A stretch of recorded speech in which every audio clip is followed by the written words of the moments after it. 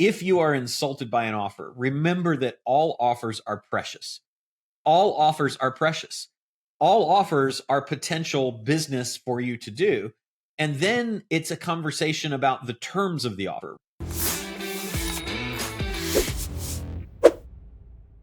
Hey everybody, Roland Frasier and Ryan Deiss here with another episode of the Business Lunch Podcast. We are so excited to have you here today because we are going to talk about some stuff that doesn't always go the way that maybe you hoped it would when you're doing deals. So Ryan, you wanna open up for us and then we'll kind of dive in? Well, I guess I first wanted to see, you normally open up the show asking how I'm doing. I want to find out how you're doing because I know you had a business negotiation that didn't go like we would have hoped, like you would have hoped. And I understand that the person on the other side got a little cranky with you. Maybe some names were thrown around, slurs, if you will. Yeah, I just want to make sure. Are you okay? That's my only question.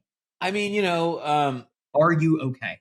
Once bitten, twice shy, I think is what they say. Yeah. So, now that I've been bitten this time, I'm going to definitely be no different at all. So you're going to be shy not once but twice. No, not even once.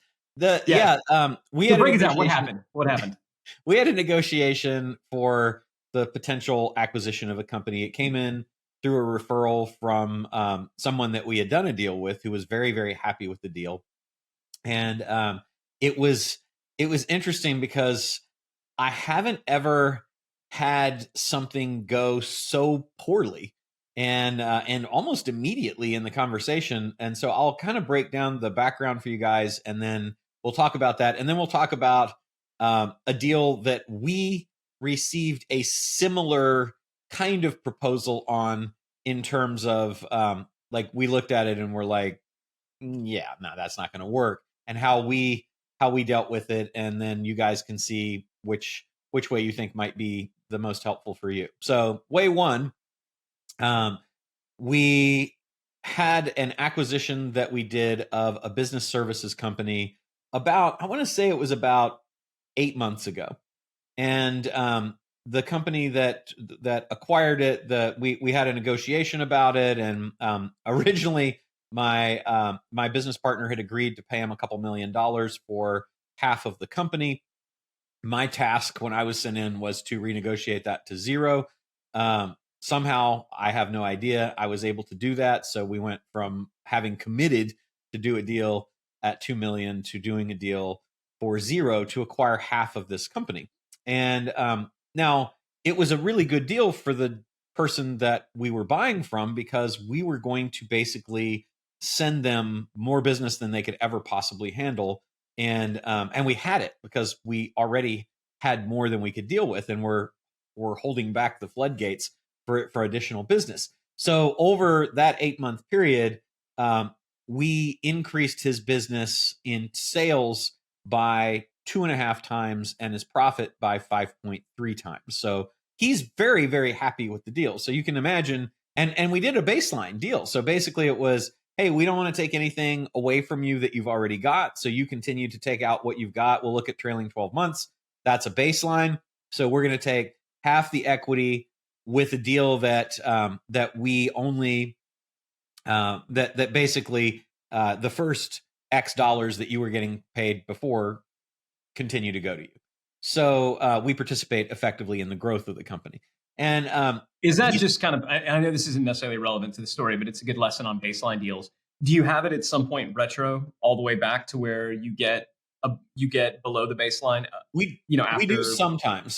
Sometimes we do. I don't think in that one it is. I actually not sure whether we. So on that one, there's just a baseline that stays there. Everything over and above that is going to be split 50-50. Yeah. And so I think it's important to point out, with this particular deal, originally this person thought that they were going to get millions of dollars for half the business. Yep.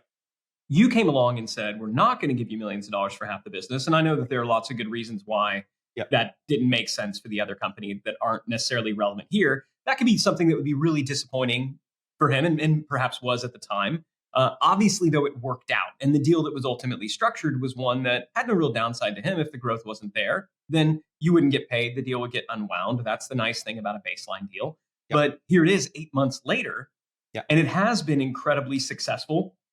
Didn't get the millions of dollars for the buy-in, but continued to make what they were making and now have this phenomenal upside with great business partners that are continuing to grow it.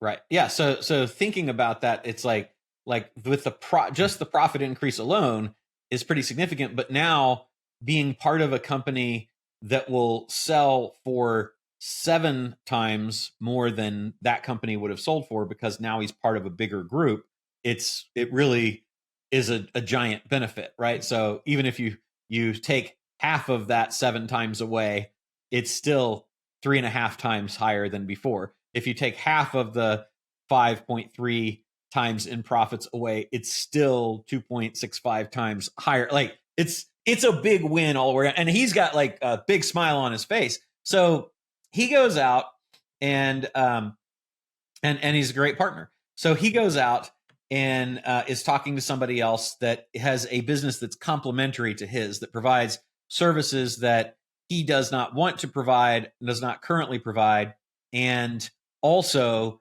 that would be able to refer business to him. Has a conversation with the person, and then another conversation with the person, and then has a call, like a Zoom call with me and my business partners. And so it's basically me, my business partner, the guy we did the first deal with, and a new guy who we're thinking maybe we'll do a similar thing with. So we talked to him. It turns out he's going to lose all of his leads because he's part of a group that is making a change that he doesn't want to be part of. And so he's going to basically lose all of his lead flow. He's doing about the same numbers as the accounting firm was doing when we first acquired part of that. And we have the conversation about, maybe doing something, and it's a good conversation. That's it. Just like, we can work together. So then the gentleman that has the business that we acquired has another call with them and explains, this is how I did my deal. It's great. I'm so super happy, etc. Would love to talk to you about doing that. The guy says, okay. And then a call gets set up. So we have our second Zoom now to talk about what does it look like to do a deal like he had done. And they, as a lot of people do, they hand it over to me to kind of start the conversation. And I start and I say, and normally, by the way, I would not do a deal. I would not have that call with more than me and the other person on the line, because there can be ego issues and peacocking and puffing and, ganging up and all kinds of other. Yeah, I feel like you're getting ganged up on. Like, is this? Yeah. So I wouldn't normally do that, but I did here because of two things. One is that we had already had conversations, and the business partner of ours in particular had already had conversations about it and laid out the deal points.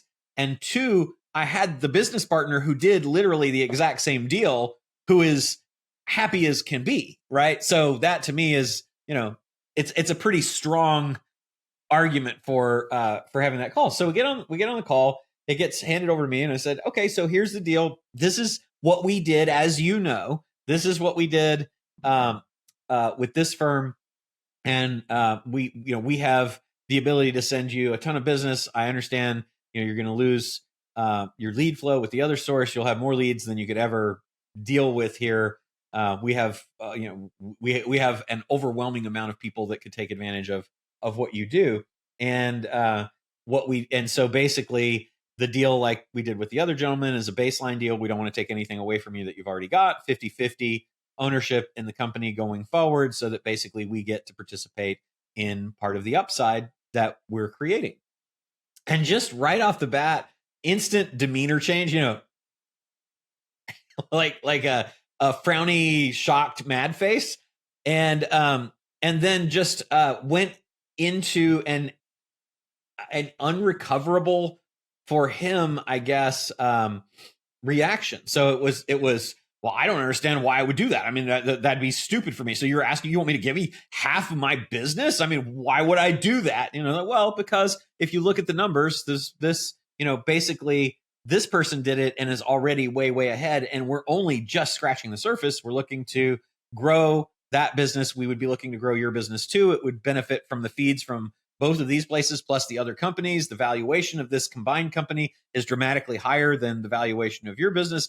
And he just couldn't get past it, and was in my opinion, just kind of nasty about it. And it was like, you want me to be a subsidiary of a subsidiary, and no one can do what I can do. And I'm like, well, but I know that there's like 100 other people in the referral network you're in that do what you do, and what you do isn't like, even if it was rocket science, I could go and find rocket scientists. I Yeah, they literally exist. find people to do anything.